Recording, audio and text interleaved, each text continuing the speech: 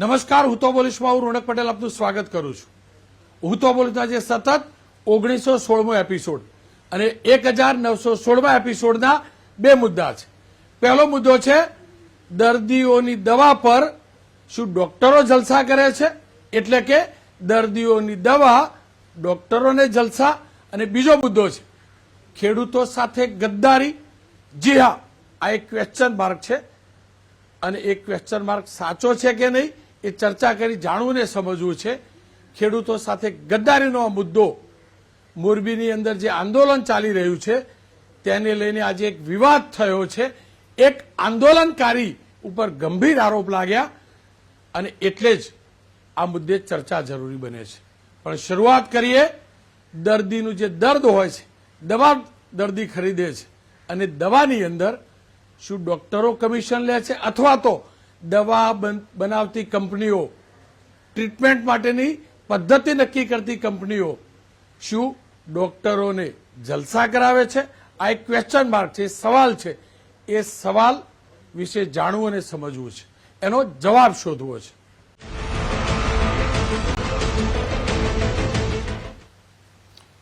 એ હકીકત છે કે ચિકિત્સા પદ્ધતિ શ્રેષ્ઠ છે. એ પણ હકીકત છે કે અનેક ડોક્ટરોએ અનેક લોકોના જીવ બચાવ્યા છે, સ્વસ્થ કર્યા છે. એ પણ હકીકત છે અનેક ડોક્ટર એવા છે આજે પણ જે પવિત્ર ભાવથી માનવ સેવા કરે છે. પણ આ તમામની વચ્ચે અનેકવાર ડોક્ટરોના વ્યવસાય ઉપર સવાલ ઉઠે છે. સવાલ ઉઠે છે ખોટા ટેસ્ટ કરાવવાના, સવાલ ઉઠે છે દવા અને ખોટા ટેસ્ટમાંથી કમિશન મેળવવાના, સવાલ ઉઠે છે કે જે પણ કંપનીઓ દવા બનાવે છે અથવા મેડિકલના લગતા ઇક્વિપમેન્ટ્સ બનાવે છે અથવા નવા રિસર્ચ કરે છે તેમના પૈસે વિદેશ પ્રવાસ, વિદેશ ટૂર કરવાના. અત્યાર સુધી આ સવાલ ઉઠતા હતા, આ ચર્ચા થતી હતી. પરંતુ તાજેતરમાં જ ગુજરાતના મેડિકલ કાઉન્સિલનો એક નિર્ણય ચોંકાવનારો અને વિસ્ફોટક છે. એ ચોંકાવનારો અને એટલે વિસ્ફોટક છે કે જે ચર્ચા ચાલતી હતી, જે લોકોમાં આશંકા હતી તે કદાચ અહીંયા યથાર્થ થાય છે. અને આજ એ નિર્ણય પ્રમાણે 3 ડોક્ટરોને, ગુજરાતના 3 ડોક્ટરોને મેડિકલ એથિક્સના નિયમોનું સરેઆમ ઉલ્લંઘન કરવા બદલ 3 જાણીતા ચામડીના રોગોના નિષ્ણાત ડોક્ટરોને લાલ આંખ કરી ગુજરાત મેડિકલ કાઉન્સિલે 13 મહિના માટે સસ્પેન્ડ કર્યા છે. અને આ સમયગાળા માટે તેમનું મેડિકલ રજીસ્ટ્રેશન પણ રદ કરી દેવામાં આવ્યું છે. સસ્પેન્ડ કરાયેલા જે ડોક્ટર છે તે પૈકી એના 2 સુરતના છે, 1 અમદાવાદના છે. 30 જૂનના રોજ મેડિકલ કાઉન્સિલની જનરલ બોડીની મિટિંગ મળી હતી, એક્ઝિક્યુટિવ કમિટીની બેઠક મળી હતી અને તેમાં નિર્ણય લેવાયો હતો. અને નિર્ણય પ્રમાણે ફાર્મા કંપનીઓની સ્પોન્સરશીપ પર, એટલે કે ફાર્મા કંપનીઓ ખર્ચો કર્યો ટિકિટ, ત્યાં રહેવાની વ્યવસ્થા વિદેશમાં, એની સ્પોન્સરશીપ પર આ 3 ડોક્ટરો વિદેશ પ્રવાસે ગયા હતા. અને એટલે જ ગુજરાત મેડિકલ કાઉન્સિલનો આ નિર્ણય ઐતિહાસિક પણ છે અને ચર્ચાસ્પદ પણ છે. આ 3 ડોક્ટરોની વાત કરી લઉં તો આજે 3 ડોક્ટર પૈકીના સુરતના જાણીતા ડર્મોલોજીસ્ટ છે doctor Jagdish Kumar Sakhiya, skin specialist doctor Amisha, સાથે જ અમદાવાદના skin specialist doctor Geeta Patel. આ 3 ઉપર આરોપ અને આ 3ને ગુજરાત મેડિકલ કાઉન્સિલે 13 મહિના માટે તેમનું રજીસ્ટ્રેશન સસ્પેન્ડ કર્યું છે. આખો મામલો સમજવો જરૂરી છે, આખો કિસ્સો સમજવો જરૂરી છે. આ વિવાદ વિદેશ પ્રવાસના ફંડિંગ સાથે જોડાયેલો છે. આ 3 તબીબો વર્ષ 2014 અને 2024 દરમિયાન ફ્રાન્સના પેરિસ ખાતે યોજાયેલી એક આંતરરાષ્ટ્રીય એક કંપનીએ યોજેલી પ્રતિષ્ઠિત આંતરરાષ્ટ્રીય મેડિકલ કોન્ફરન્સમાં ભાગ લેવા માટે ગયા હતા. જોકે આ આંતરરાષ્ટ્રીય પ્રવાસ દરમિયાન તેમની એર ટિકિટ, luxurious હોટલમાં રહેવાનું, મોંઘા ભોજન એટલે કે ડિનર લંચ સહિતનો ખર્ચો AbbVie health care India private limited નામની મલ્ટીનેશનલ ફાર્માસ્યુટિકલ અને બાયોટેક કંપનીએ ઉઠાવ્યો હતો. એનો મતલબ આ 3 ડોક્ટરો ખાનગી કંપનીના રૂપિયે વિદેશ પ્રવાસ કોન્ફરન્સમાં ભાગ લેવા ગયા હતા. જોકે કોન્ફરન્સો થતી હોય છે, પણ ડોક્ટરે કંઈક રિસર્ચ કરવું હોય, ડોક્ટરે જ્ઞાન મેળવવું હોય તો સ્વાભાવિક રીતે જ કાઉન્સિલના નિયમ પ્રમાણે એને એના ખર્ચે જવાનું હોય છે. જે નિયમો છે તેને પણ સમજવા જરૂરી છે. ગુજરાત મેડિકલ કાઉન્સિલ અને મેડિકલ કાઉન્સિલ ઓફ ઇન્ડિયાના કડક નિયમો છે, જે અનુસાર કોઈ પણ registered doctor pharmaceutical, medical devices કે બાયોટેક કંપનીઓ પાસેથી કોઈ પણ પ્રકારની સ્પોન્સરશીપ, મોંઘી ભેટ અથવા આર્થિક લાભ કે વિદેશ પ્રવાસની ટિકિટ સ્વીકારી ન શકે. કંપનીઓ દ્વારા ડોક્ટરોને આવી સુવિધા આપી પોતાની પ્રોડક્ટ પ્રમોટ કરવાનો ખેલ ચાલતો હોય છે. બહુ ઇન્ટરેસ્ટિંગ છે, કારણ કે આવી કોન્ફરન્સમાં જે તે કંપનીઓની પ્રોડક્ટ લોન્ચ થતી હોય છે, એ પ્રોડક્ટની વાહવાહી કરવામાં આવતી હોય છે અને પ્રોડક્ટ સાથે આ ડોક્ટર જોડાય છે અને એ જ લાલચ આપીને ડોક્ટરને બોલાવવામાં આવતો હોય છે. એટલે જ આચારસંહિતાનો ભાગ પણ છે અને એટલે જ આ પ્રકારની કાર્યવાહી કરી છે. જે કાઉન્સિલે કાર્યવાહી કરી છે તેને સમજીએ તો 13 મહિના સુધી doctor Jagdish Sakhiya, doctor Amiben Shah, doctor Geeta Patel દેશમાં ક્યાંય પણ, આપણા ભારતમાં ક્યાંય પણ આ ડોક્ટરો ડોક્ટર તરીકે પ્રેક્ટિસ નહીં કરી શકે, ક્લિનિક કે હોસ્પિટલ પર ડોક્ટર તરીકેનું બોર્ડ નહીં લગાવી શકે, તેમજ તબીબી વ્યવસાય સંબંધિત કોઈ પણ કાનૂની અધિકારનો દાવો નહીં કરી શકે. સ્પોન્સરશીપનો આ 13 મહિનાનો નિર્ધારિત સમયગાળો પૂરો થયા બાદ તેઓએ નિયમ અનુસાર કાઉન્સિલ સમક્ષ પુનઃ રજીસ્ટ્રેશન કરાવી પોતાની મેડિકલ પ્રેક્ટિસ શરૂ કરી શકે છે. કાઉન્સિલની આ કાર્યવાહી દર્દીઓના ભોગે ફાર્મા કંપનીઓની મહેમાનગી માનતા અન્ય દર્દીઓ, અન્ય જે ડોક્ટરો છે, આવું જે પણ કરતા હશે, હું જરાય નથી કહેતો કે બધા કરતા હશે, પણ તેમનામાં ફફડાટ ચોક્કસ છે. આ જે કોન્ફરન્સની વાત છે તેમાં દેશના 9 રાજ્યોમાંથી જે જાણકારી છે એ પ્રકારે 30 ડોક્ટર હેલ્થ કેર પ્રોફેશનલ્સ આંતરરાષ્ટ્રીય કોન્ફરન્સમાં ભાગ લેવા પેરિસ ગયા હતા. આ વિદેશ પ્રવાસનો તમામ ખર્ચો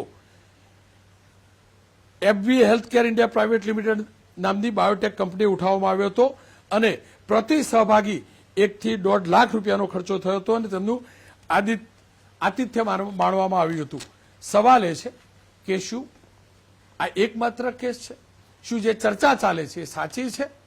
ચર્ચા જે ચાલે છે, હું ફરીથી કહું છું કે જ્યારે પેથોલોજીના ટેસ્ટ કરાવવામાં આવે છે, અલગ અલગ પ્રકારના ટેસ્ટ કરાવવામાં આવે છે, તેમાં પણ કમિશનનો ડોક્ટર લે છે એવું કહેવાય છે. હું ફરીથી કહું છું, આવી ચર્ચા છે, આવી ચર્ચા છે.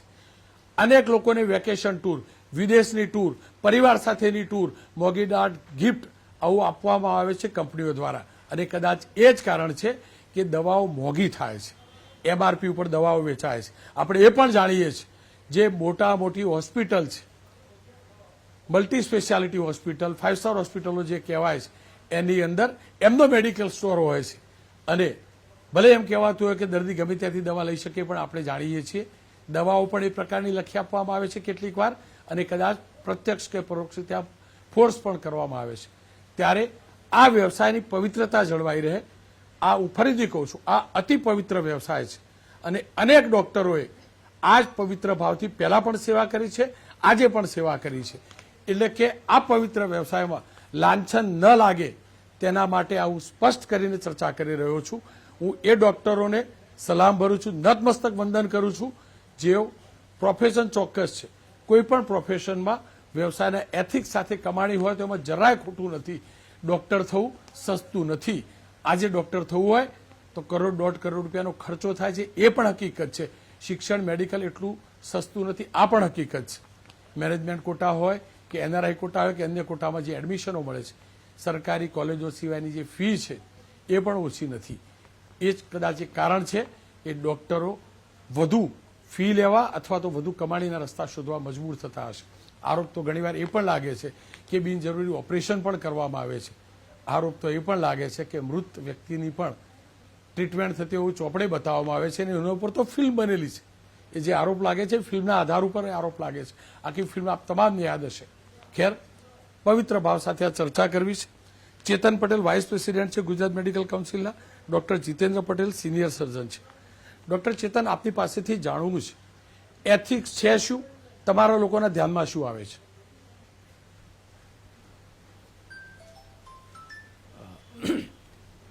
રોનકભાઈ, પ્રથમ તો આભાર. એથિક્સ એટલે આ જે ડૉક્ટરોનો જે પ્રોફેશન છે એમાં નૈતિકતાનું મૂલ્ય જાળવવા માટે અમુક નિયમો ગવર્મેન્ટ ઓફ ઇન્ડિયા અને નેશનલ મેડિકલ કાઉન્સિલે અને એ પહેલાં ઇન્ડિયન મેડિકલ કાઉન્સિલે અમુક નિયમો ઘડ્યા હતા કે જેના અંતર્ગત સમાજમાં તબીબી વ્યવસાયની નૈતિકતા જળવાઈ રહે અને જનતાનો વિશ્વાસ આ પ્રોફેશન પ્રત્યે જળવાઈ રહે એ હેતુથી એથિક્સના નિયમો બનાવ્યા હતા. હલો, આ ત્રણ ડોક્ટરોના કેસમાં કયા પ્રકારની તપાસ થઈ અને કયા પ્રકારના તથ્યોના સત્યો સામે આવ્યા છે? હવે સૌથી પહેલાં તો ડિપાર્ટમેન્ટ ઓફ ફાર્માસ્યુટિકલ્સ જેના અંડરમાં આ વસ્તુ આવે છે એને એક કમ્પ્લેઇન મળે છે પૂરતી વ્યવસ્થિત હકીકતો સાથે. હવે જે કમ્પ્લેઇન મળી એટલે ડિપાર્ટમેન્ટ ઓફ ફાર્માસ્યુટિકલે જે ડિપાર્ટમેન્ટ ઓફ ફર્ટિલાઇઝર્સ એન્ડ કેમિકલ્સના અંડરમાં આવે છે એણે એક સ્પેશિયલ ઓડિટ કમિટી બનાવી કે જે ફરિયાદ મળી હતી અને જે હકીકતો સાથે આપી હતી એ ખરેખર સાચી છે કે નહીં એ ગવર્મેન્ટની આ સ્પેશિયલ ઓડિટ કમિટીએ ઓડિટ કરી અને શોધી કાઢ્યું કે જે ફરિયાદ થઈ છે એ સાચી છે અને ખરેખર એબીવી કંપનીએ આ જે ગવર્મેન્ટ ઓફ ઇન્ડિયાનો યુસીપીએમપી જે રૂલ છે એનો ભંગ કરેલ છે. હવે આટલું સાબિત થયા પછી apex committee for pharma marketing products એની એક સ્પેશિયલ એપેક્સ કમિટી એટલે હાયર કમિટી બનાવી અને એ હાયર કમિટીએ જે એબીવી કંપની છે એને પણ પોતાનો પક્ષ રજૂ કરવાની તક આપી હતી અને એ જે 2 વખત હિયરિંગ થયું અને એના પછીથી એપેક્સ કમિટીને એવું લાગ્યું કે ખરેખર આમાં કંપની દોષિત છે અને દોષિત છે એટલા માટે કંપનીને પણ મેનપ્રાઉડ કર્યું અને સાથે સાથે ઇન્કમટેક્સ ડિપાર્ટમેન્ટને લખ્યું અને સાથે સાથે નેશનલ મેડિકલ કમિશનને હેલ્થ કેર પ્રોફેશનલ્સ જે આમાં સંકળાયેલા હતા એની સામે એક્શન લેવાનું જણાવ્યું. ડૉક્ટર ચેતન, આપ જોડાયેલા રહેજો, કારણ કે ચર્ચા એક તરફી ન હોવી જોઈએ. આ 3 ડોક્ટર પૈકીના એક ડોક્ટર સાથે અમે વાત કરી છે, લાંબો ઇન્ટરવ્યુ છે, અમે પહેલા પ્રસારિત કરી ચૂક્યા છે, પણ આજે ફરીથી એ શું કહેવા માંગતા હતા એ પણ દર્શકોને સંભળાવી દઉં. ભારત દેશમાં જે ટેકનોલોજી છે એ ઘણી બધી પાછળ છે અને વર્લ્ડમાં વેસ્ટર્ન કન્ટ્રીમાં ને બધી જગ્યાએ એડવાન્સ ટેકનોલોજી છે અને ભારત એમાં ઘણું પાછળ છે. અને ઇન્ડિયામાં 18,000 ડર્મેટોલોજીસ્ટ છે 140 કરોડની પોપ્યુલેશનમાં, જ્યારે અને પર જે 1 લાખ વચ્ચે જેટલા ડર્મેટોલોજીસ્ટ હોય એ વિશ્વમાં આપણે ઘણા પાછળ છીએ. 2 લાખે ખાલી એક જ ડર્મેટોલોજીસ્ટ છે અને મારા ઓર્ગેનાઇઝેશનમાં 30 ડૉક્ટર છે ડર્મેટોલોજી. તો હું 30 ડૉક્ટરને એબ્રોડ નહીં મોકલી શકું, તો હું ત્યાં શીખીને આવી અને મારા ડર્મેટોલોજીને શીખવાડું. એટલે અમે ફોરેનમાં જઈએ. ફોરેનમાં જવાનો અમારો કોઈ ફરવાનો કોઈ ઈરાદો ન હોય, કારણ કે એના માટે અમે અલગથી પણ ફરવા જઈ શકીએ છીએ. અને અમે ઇન્ડિયામાં 30 ડૉક્ટરો નહીં પણ 200 ડૉક્ટર ત્યાં ગયા હતા અને ખાલી જીએમસી ગુજરાત મેડિકલ કાઉન્સિલે જ અમારી સામે એક્શન લીધા, બાકી આખા ઇન્ડિયામાં કોઈ ડૉક્ટર સામે નથી લીધા. કારણ કે અમે 200 ડૉક્ટર ગયા હતા તો હું એકલો જાઉં તો એ જે સેશન જ હું એટેન્ડ ન કરી શકું, જે સેશનમાં ઘણું શીખવાનું હોય. એટલે અમે ફાર્મા કંપનીના રૂટ દ્વારા જઈ શકીએ કે તમે એ ફાર્મા કંપનીએ જે એડવાન્સ ટેકનોલોજીનો જે સેશન સિમ્પોઝિયા ગોઠવ્યું હોય તો અમે એમાં જઈ શકીએ. અમે જો ફાર્મા કંપની દ્વારા ન ગયા હોય તો અમે એમાં જઈ ન શકીએ. એટલે અમારે એમનો સહારો લેવો પડે અને આમાં એનો અમે ટેક્સ પણ ભરી દીધો કે જે ટેક્સ આવે તે 6 લાખ રૂપિયા અમે એની ખર્ચો કર્યો એનો અમે ટેક્સ પણ ભરી દીધો છે. એટલે કોઈ ઇલીગલ વસ્તુ અમે છે જ નહીં.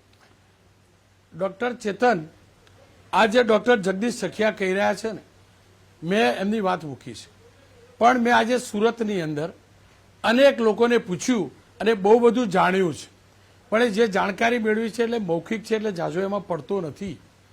કેટલી રિટેલ મોલવાળાની ચેન હોય એવી રિટેલ કોની ચેન છે ને કેવી રીતે ક્લિનિક ચાલે છે ને હોસ્પિટલો ચાલે છે ડૉક્ટર્સની, એમાં પડતો નથી. એ દવાની કેવી મોનોપોલી છે કેવી રીતે એમાં પડતો નથી. પણ ડૉક્ટર ચેતન જે જગદીશભાઈ કહી રહ્યા છે માત્ર ગુજરાત મેડિકલ કાઉન્સિલે જ આ કાર્યવાહી કરી, બીજા કોઈએ ન કરી, વાત સાચી છે? ડૉક્ટર જગદીશભાઈની જે વાત છે તેમાં કેટલું તથ્ય સત્ય અને કેટલું અર્થસત્ય અથવા કેટલું જૂઠાણું છે?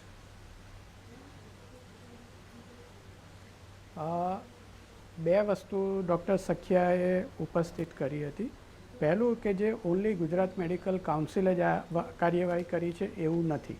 નેશનલ મેડિકલ કમિશને તારીખ ને બધી ડિટેલ્સ હું આપને નથી જણાવતો, પણ જે 9 સ્ટેટ કાઉન્સિલ્સ આમાં ઇન્વોલ્વ છે દરેકને ઇન્ડિવિડ્યુઅલ કાઉન્સિલ દીઠ સેપરેટ ઈમેલ મોકલવામાં આવ્યો છે.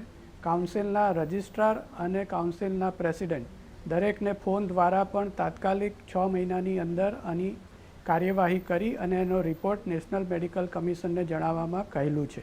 એવું બની શકે કે દરેક કાઉન્સિલ એક સ્પેસ ઉપર ન ચાલે, એક સાથે કાર્યવાહી ન થાય, પણ કાર્યવાહી બાકીની કાઉન્સિલમાં પણ ચાલુ જ છે. બીજું, UCPMP યાની કે uniform code four pharmaceutical marketing, આ ગવર્મેન્ટ ઓફ ઇન્ડિયાનો જે કાયદો છે 2014 અને પછી અમલમાં આવેલો 2024માં, એમાં પેરેગ્રાફ 7.1 અને 7.2 બહુ ક્લિયર કટ કહે છે કે કોઈપણ ડૉક્ટરને as a delegate pharmaceutical company travel facility અથવા તો હોસ્પિટાલિટી આપી ન શકે. એ બહુ ક્લિયર કટ છે.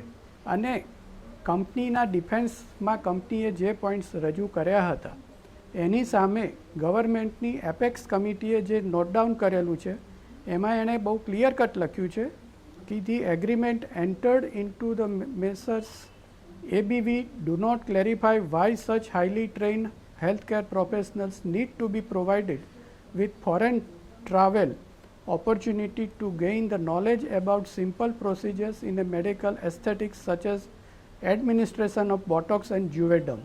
એટલે આ ગવર્મેન્ટની એપેક્સ કમિટી ખૂબ જ ઊંડાણપૂર્વક ડિટેલ ઇન્વેસ્ટિગેશન કરી અને પછીથી આ એક્શન લેવાનું નક્કી કરેલ છે.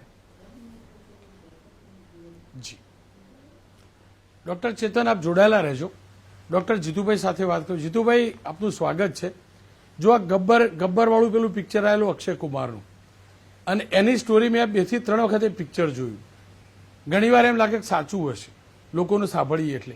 ઘણીવાર સારા ડૉક્ટર્સ છે એમને જોઈએ. હું આજે પણ રમેશભાઈ રાવલ મહેસાણાના ડૉક્ટર છે, નામ સાથે કહું છું, 2 રૂપિયા આપી અને મેં એમની ટ્રીટમેન્ટ લીધેલી છે. 5 રૂપિયામાં ઇન્જેક્શન લીધેલું છે. આવા અનેક ડૉક્ટર છે, અમદાવાદમાં છે, આખા ગુજરાતભરમાં છે આજે પણ. એટલે એમ લાગે કે ના પિક્ચરની સ્ટોરી ખોટી, લોકો જે કહે છે વાત ખોટી. પણ પાછા ઘણા એવું પણ કહે કે આ જરૂર નથી અને આ ઓપરેશન કરી દીધું, આવી રીતે આ વિદેશમાં ગયા. આપ તો આ વ્યવસાય સાથે જોડાયેલા છો, સત્ય છે શું ખરેખર ડૉક્ટરો આ પ્રકારે આ કંપનીઓની મોહમાયા, કંપનીઓની લાલચમાં આવે છે?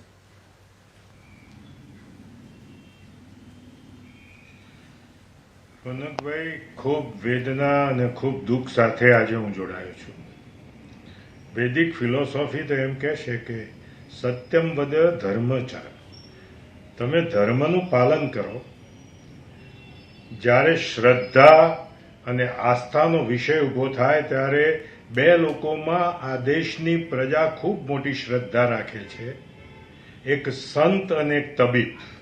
આ શ્રદ્ધા અને આસ્થા ઉપર આપ જાણો છો કે રામ મંદિરનું જે દાન આવ્યું અને જે ચઢાવો આવ્યો અને એની જે ચોરી થઈ, એના કારણે જે રીતે રામ મંદિરમાંથી પણ પ્રજાની વિશ્વાસ ઉઠી જાય છે, એવી જ રીતે જ્યારે આ તબીબી વ્યવસાય, જે તબીબી વ્યવસાય વિશે શાસ્ત્રમાં એમ કહ્યું છે, ઔષધમ જાનકી તોયમ વૈદ્ય નારાયણો હરિ, તમે જે દવા આપો છો એ ગંગાજળ જેવું છે, અને વૈદ્ય એટલે તબીબ એ તો નારાયણનું સ્વરૂપ છે.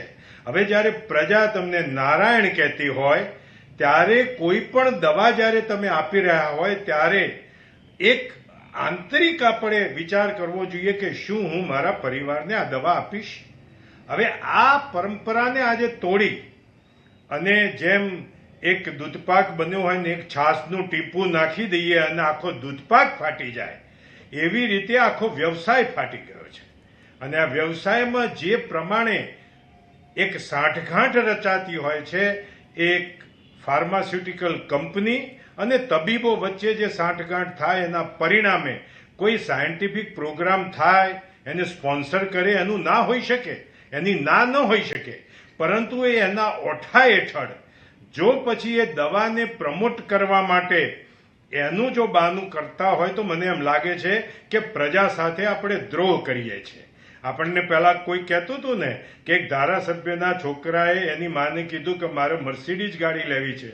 મારા બાપા ધારાસભ્ય થયા કે તારા બાપાને વેચાવા દે પછી ધારાસભ્ય પછી તને મર્સિડીઝ અપાઈએ.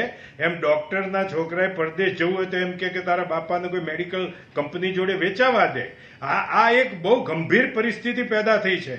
અને આ વિષય જ્યારે એની એક પ્રકારની એક ચર્નિંગ પ્રોસેસ શરૂ થઈ છે, ત્યારે આ ચર્નિંગ પ્રોસેસમાંથી હું એમ માનું છું કે આ વલોણામાંથી ક્યાંક જો આપણને થોડું માખણ મળી જાય ને તો પણ સમાજને મોટો ફાયદો થશે. આપે એક દાખલો આપ્યો રમેશભાઈનો, હું બીજો દાખલો આપું. હું નાનો હતો ત્યારે એક મારા મોટી બા ડૉક્ટર જયંત હરિભક્તિને બતાવવા રેગ્યુલર આવતા. તો એક દિવસે થોડી ઘીની બરણી અને શાકભાજી લઈને નીકળ્યા.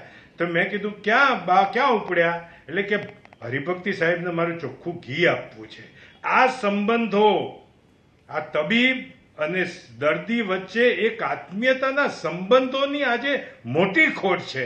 અને જ્યારે આવી આબ ફાટ્યું હોય ત્યારે કેટલા થીગડા મારીશું. અને અમામ મેં સબ દંગે હે. અને આ તો છીંડે ચડ્યો ચોર છે. બાકી આ પરિસ્થિતિની અંદર આપે જે વિષય લીધો છે એ વિષયમાં હું એટલું જ કહેવા માંગુ છું કે આધુનિક ટેકનોલોજીનો અભ્યાસ કરવો એ જરૂરી છે, પરંતુ એ અભ્યાસ કરવા માટે કોઈ અનીતિનો રસ્તો લેવો એ એટલું જ ખરાબ છે. અને સમાજને, દેશને, રાષ્ટ્રને અને વ્યક્તિગત રીતે તમારા પરિવારમાં તમારા બાળકો પણ એ જોતા હોય તો એ નુકસાન થાય છે, એવું સ્પષ્ટપણે રોનકભાઈ હું માનું છું. ડોક્ટર સાહેબ જુઓ, ડોક્ટર કોઈનો હાથ પકડે, નાડી પકડે અને રોગ પારખી લે, આ હકીકત છે. આવું જ મને મારો આ વ્યવસાયમાં લઈ આવવાવાળા મારા ગુરુએ શીખવાડેલું કે જે પણ ગેસ્ટ બેસે એના શબ્દો પકડવા અને શબ્દોને પારખવા, અને એનાથી સત્ય સામે આવે. ને તમારા શબ્દોમાં મને સંપૂર્ણ સત્યતા દેખાય છે એટલે જાણવું છે. આપે કહ્યું કે આપ ફાટે ઠીકડા કેટલા મારવા, એનો મતલબ કદાચ આપ એમ કહેવા માંગો છો કે આ ગંદકી મોટા પ્રમાણમાં છે, એટલે સ્પષ્ટ પૂછવું ને સમજવું છે વિસ્તારથી. જો આ બીમારી, જો આ ગંદકી નીકળી જાય તો ચિકિત્સા પદ્ધતિ કેટલી સસ્તી થાય, કેટલા ટકા સસ્તી થાય, અને બીમારી કેટલા પ્રમાણમાં ફેલાયેલી છે ડોક્ટર સાહેબ?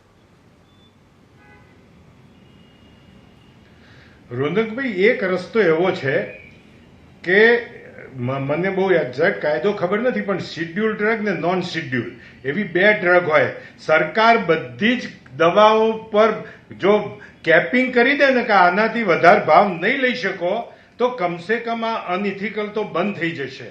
અને ડોક્ટર બીસી રોય 3-4 દિવસ પહેલા જેની ડોક્ટર ડે આપણે ઉજવીએ છીએ, કમસે કમ એવો મહાન વિભૂતિ, હિન્દુસ્તાનનો સ્વાતંત્ર્ય સેનાની, એક અદ્ભુત ડોક્ટર અને પશ્ચિમ બંગાળના પ્રથમ મુખ્યમંત્રી, એના જીવનમાંથી કંઈક શીખીએ તો પણ આપણે સારું કહેવાશે.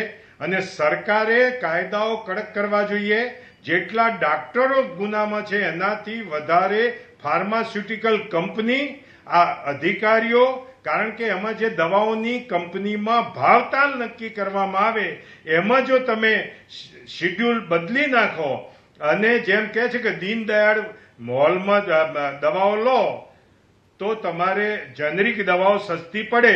તો હું એમ કહું છું કે શું કામ બધી જેનરિક દવાઓ નથી કરી દેતા? શું કામ એક દવા 5 રૂપિયાની ને એ જ દવા 50 રૂપિયાની મળે છે? આમાં ક્યાંક સરકાર જો નીતિ બનાવશે તો મને એમ લાગે છે કે આરોગ્ય ક્ષેત્રે એક મોટી ક્રાંતિ આ દેશમાં આવવાની શક્યતાઓ છે. ડોક્ટર સાહેબ, હમણાં હું એક શહેરમાં ગયો હતો અને ત્યાં એક ચોક્કસ સમાજે મેડિકલ સ્ટોર શરૂ કર્યો. એમને નક્કી કર્યું કે પડતર ભાવ ઉપર માત્ર 6% જ નફો લેવો. 6% એટલા માટે કે પ્રોસેસ જે પણ સ્ટાફ છે, ટ્રાન્સપોર્ટેશન, બધું જે ખર્ચો નીકળે માટે.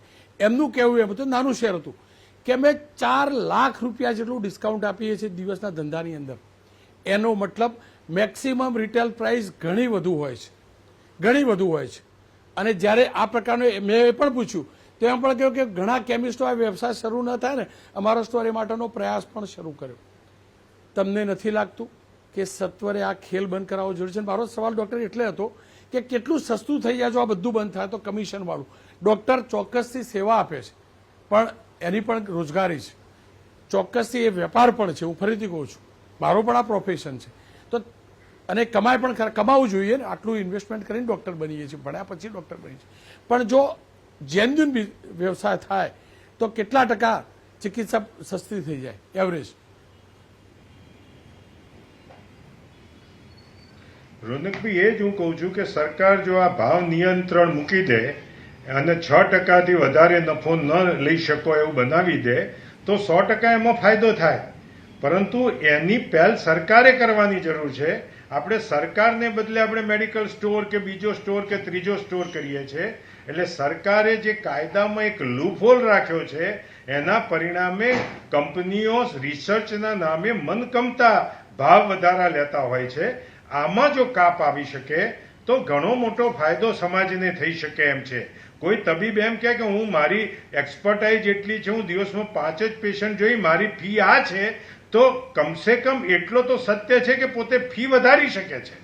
પરંતુ એમ કે 200 રૂપિયા ફી લે અને બીજી બધા આડાઅવડા કમિશન કરીને વધારે, તો મને એમ લાગે છે કે નીતિમત્તાના ધોરણો ઉચ્ચ સ્થાને બેસેલા લોકો જો અગર એનું પાલન નહીં કરે તો નાના માણસો જોડેથી આપણે અપેક્ષા કઈ રીતે રાખી શકીએ? જી, પણ ડોક્ટર, જો આપણો અમદાવાદનો કિસ્સો યાદ છે ને, SG હાઈવે પરની hospital, multi speciality hospital, PM જેવા યોજનાનો દુરુપયોગ કરવા મન ફાવે એવા સ્ટેન્ટ મૂકી દે, આ પણ તો થયું હતું. અને આ ચર્ચા ચાલે છે કે બિનજરૂરી ઓપરેશન કરવામાં આવે, બિનજરૂરી ટેસ્ટ કરવામાં આવે. ત્યાં તો ચોખ્ખું દેખાયેલું, લોકો મર્યા એટલે ખબર પડેલી. શું ખરેખર બિનજરૂરી ઓપરેશન થાય છે, બિનજરૂરી સ્ટેન્ટ અથવા બિનજરૂરી ચેકઅપ કરાવડાવવું, બિનજરૂરી ટેસ્ટ કરાવડાવવા, ત્યાંથી પેથોલોજી જોડેથી બીજા જોડેથી કમિશન લેવું, આ ખરેખર દૂષણ છે કે ચર્ચા માત્ર છે? રોનકભાઈ, આનો બહુ મૂળભૂત કારણ હોય તો આજથી 25 વર્ષ પહેલા એ ડોક્ટરો પોતાની નાની હોસ્પિટલના માલિક હતા અને એટલે પોતાના વ્યવસાયમાં એ પોતે નિષ્ઠાથી કામ કરી શકતા હતા. આજે ધીરે ધીરે કાયદાઓ એવા કડક, clinical establishment act, fire safety, એના નામે એટલા બધા કાયદાઓ કડક કરી રહ્યા છે કે નાની હોસ્પિટલો બંધ થઈ રહી અને વ્યવસાયિક લાભ ધરાવતા નોન તબીબ લોકોએ મોટી મોટી હોસ્પિટલો ઊભી કરી અને ત્યાં તબીબોને અંદર નોકરીએ રાખી અને એના ઉપર દબાણ કરી અને જે આ પ્રકારનું એક આખું ષડયંત્ર, એ નોન તબીબ જે તબીબ નથી એવો વ્યવસાય જે હોસ્પિટલ ચલાવે છે અને સરકાર અધિકારીઓ, આ બેના વચ્ચે એક સાંઠગાંઠ થઈ અને આ એક પ્રકારનું મોટું એક કૌભાંડ શરૂ થયું છે. હું એમ માનું છું કે સરકારે વિચારવું જોઈએ કે નાની હોસ્પિટલો જો અગર ખતમ થઈ જશે, નાના નાના ક્લિનિક ખતમ થઈ જશે, તો આ દેશની અંદર મેડિકલ સારવાર ખૂબ મોંઘી થશે અને માત્ર કોર્પોરેટની અંદર તબીબોએ નોકરી કર્યા વિના કોઈ છૂટકો નથી.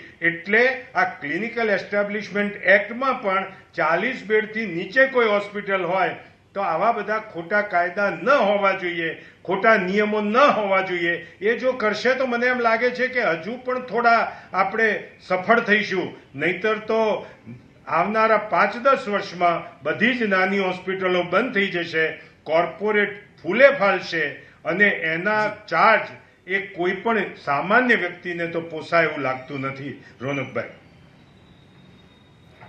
જી ડોક્ટર.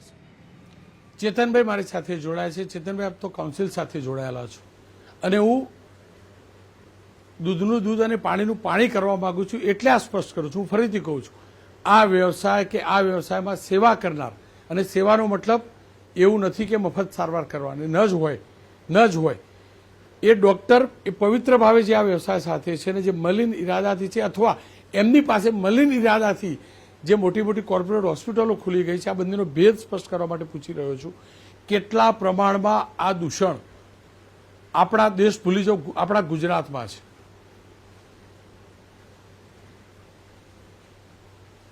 એવા ચોક્કસ આંકડા તો ન આપી શકાય, પણ આપની વાત સાચી છે કે ધીરે ધીરે આ દૂષણ વધતું રહ્યું છે. અને ડૉક્ટર જીતેન્દ્રભાઈએ કહ્યું એ પ્રમાણે જો કોર્પોરેટ હોસ્પિટલો ધીરે ધીરે વધતી ફૂલતી ફાલતી જશે તો આ તકલીફ વધારે પ્રમાણમાં થતી જશે.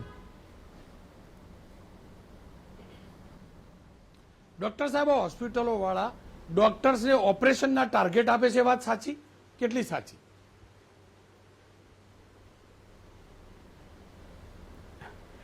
આ બધામાં વિધાઉટ કોઈ પ્રૂફ સિવાય આપણે વાત ન કરી શકીએ. જેવું તમે સાંભળ્યું છે એવું અમે સાંભળ્યું છે. પણ હું પોતે તો મારું નાનું અમથું ક્લિનિક છે, એટલે પણ ઘણા બધા સંજોગોમાં બની શકે, ન બની શકે એવું નથી. પણ દરેક વસ્તુ હકીકત સાચી જ છે એવું માનીને પણ આપણે ચાલી ન શકીએ. મેં ડૉક્ટર ચેતનભાઈ એટલે જ આ ચર્ચા કરું છું, એ જ મુદ્દે ચર્ચા કરું છું. અને એટલે જ જે પવિત્ર ભાવે આ વ્યવસાય સાથે છે એ બદનામ ન થાય. અને જે આ શબ્દ ન વાપરું છું છતાં પણ વાપરું છું, જે લૂંટ કરવા માટે કોર્પોરેટ હોસ્પિટલો ખોલીને બેઠા છે, જે આ પ્રોફેશન સાથે જોડાયેલા નથી, એમને લોકો સમજે જાણે એટલા માટે પૂછું છું. શું ટાર્ગેટ આપવામાં આવે છે કે આટલા ઓપરેશન કરવાના? ખ્યાતિનો કાંડ તમે જાણો છો, અને એમાં કોઈ બેમત નથી, કોઈ બેમત નથી. ખ્યાતિ હોસ્પિટલના વહીવટના કારણે લોકોના જીવ ગયા હતા, ખોટા સ્ટેન્ટ મુકાયા હતા, અને ખ્યાતિવાળા બદનક્ષી કરવી હોય તો મારી ઉપર કરી નાખે. એ પાક્કું ચક્ર મેં રિપોર્ટિંગ કરી દીધું. હું એટલે પૂછું છું ડૉક્ટર સાહેબ, મોંઘી મોંઘી મશીનરી લાવી, એ મશીનરી ત્યારે લાવી કે સર્જનોએ ઓપરેશન કરવાની ગેરંટી આપે કે આટલા ઓપરેશન કરીશું. ખરેખર આવું હોય છે ખરું?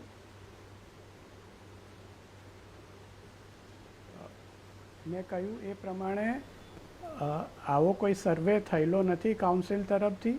અને ખ્યાતિ હોસ્પિટલમાં તો બરાબર છે કે એમની દોષિત ઠર્યા હતા કે ભાઈ પોતાને અનએથિકલ રીતે પ્રેક્ટિસ કરવા માટે, અને એટલા માટે તો એમના લાયસન્સ પણ રદ થયેલા છે. એટલે પણ દરેક હોસ્પિટલમાં આવું ચાલે છે એવું ના કહી શકીએ આપણે. હું ડૉક્ટર સાહેબ આપની વાત સંપૂર્ણ સાચી છે, જરાય ન કહી શકાય, જરાય મહદઅંશે નથી જ ચાલતું. પણ હું એટલે જ કહું છું, આપે કહ્યું સર્વે નથી થયો, અમે કાઉન્સિલ જોડે નાગરિક તરીકે તો અપેક્ષા રાખીએ ને. ઇવન જે જેન્યુન ડૉક્ટર્સ છે, જેન્યુનલી સેવા, ડૉક્ટર બધા જેન્યુન છે પણ જેન્યુનલી સેવા કરે છે, એ પણ તો અપેક્ષા રાખે ને કે આવો ખરેખર સર્વે થાય, આવા લોકોને ખુલ્લા પાડવા જોઈએ, કાઉન્સિલે સર્વે ના કરાવડાવવો જોઈએ. આપનું સૂચન અમે જરૂર ધ્યાન રાખીશું, અને નેક્સ્ટ જે કારોબારીની સમિતિ મળે એમાં અમે આના ઉપર ચોક્કસ ચર્ચા પણ કરીશું. અને આપને જણાવું કે છેલ્લા 3 વર્ષમાં અમે આવા 18 ડૉક્ટર્સના લાયસન્સ નાની મોટી સમય માટે રદ કરેલા પણ હતા. એટલે કાઉન્સિલ સ્પષ્ટપણે નિષ્પક્ષ ભાવે કામ કરે છે. અને અમે ચોક્કસ એવું માનીએ છીએ કે જનતાનો વિશ્વાસ અખંડિત રહે, અને જ્યાં જરૂર પડે ત્યાં શિક્ષાત્મક કાર્યવાહી પણ કરતા હોઈએ છીએ. પણ એવું જરૂરી નથી. અમે ઘણું બધું જોયું છે કે ઘણી વખત દર્દીનું મરણ થાય એટલે ફરિયાદ કરવા આવી જાય. ખરેખર એવું ન થવું જોઈએ. સાથે એ પણ એટલું જ જરૂરી છે. ડૉક્ટરનો આદર હોવો જ જોઈએ, અને ખરેખર એ વાત તમારી પણ સાચી છે. અનેકવાર વિવાદ બિનજરૂરી પણ થાય છે. એક ગુજરાતના દીકરા તરીકે, કેમ કે આપ કાઉન્સિલ સાથે જોડાયેલા છો ડૉક્ટર સાહેબ, આપણા ગુજરાતમાં અનેક ડિગ્રી વગરના ફરજી ડૉક્ટર છે, ઝુલા સાહેબ ડૉક્ટર. કાઉન્સિલને ગુજરાતના દીકરા તરીકે અપીલ છે વિનમ્ર ભાવે કે બધા મળીને, કાઉન્સિલ, મેડિકલ એસોસિએશન બધા મળીને આ ફરજી ડૉક્ટરો વિરુદ્ધ એક કાયદેસરનું આંદોલન શરૂ કરવામાં આવે, એક જનચેતના લાવવામાં આવે, જેના કારણે જે પ્રમાણિક ડિગ્રીવાળા ડૉક્ટર છે એમની ઉપરનો વિશ્વાસ વધે. આ બંનેનો ખૂબ ખૂબ આભાર. કે ફરી એકવાર કહીશ, આ દૂષણ છે ઝુલા છાપ ડૉક્ટરોની, એ પણ હકીકત છે. જોકે જે ચર્ચા થાય છે, કમિશનવાળી ચર્ચા, વિદેશ પ્રવાસવાળી ચર્ચા, એ બંને આ વ્યવસાય સાથે જોડાયેલા લોકો, કાઉન્સિલ સાથે જોડાયેલા, અને જીતેન્દ્ર ડૉક્ટર જીતુભાઈ તો મેડિકલ એસોસિએશનના પ્રેસિડેન્ટ પણ ભૂતકાળમાં રહી ચૂક્યા છે. આ બંનેને જોડીને મેં કરવાનો પ્રયાસ કર્યો છે. મહેરબાની કરીને ફાર્માસ્યુટિકલ કંપનીઓને કહું છું, અને સરકારને પણ કહું છું, ફાર્માસ્યુટિકલ કંપનીનો વ્યવસાય ચોક્કસ છે, ચોક્કસ છે, પણ એ કોઈ આઈસ્ક્રીમ નથી વેચતા, એ કોઈ ચોકલેટ નથી વેચતા, એ દવા વેચે છે, દવા વેચે છે. અને ચોકલેટ સારી, આઈસ્ક્રીમ સારો, અમારો આઈસ્ક્રીમ ફ્લેવરવાળો, અમારો આમ, એમ કરીને ડિસ્ટ્રીબ્યુટર વિતરકો થકી પ્રચાર કરવો એ કમસે કમ આ વ્યવસાયમાં ન હોવું જોઈએ. તમારી દવા સારી ક્વોલિટીની છે, ક્વોલિટી પ્રમાણેના ભાવવાળી છે તો ચોક્કસથી ડૉક્ટર એને લખી આપે, એમાં કશું ખોટું પણ નથી. જરૂરી છે ત્યાં ડૉક્ટરોએ ટેસ્ટ કરાવે, એમાં પણ ખોટું નથી. દર વખતે ડૉક્ટર ઉપર શંકા કરવી એ સંપૂર્ણપણે અયોગ્ય છે. પણ આ પવિત્ર વ્યવસાયની પવિત્રતા જળવાઈ રહે તે માટે આ કાર્યક્રમ કર્યો છે.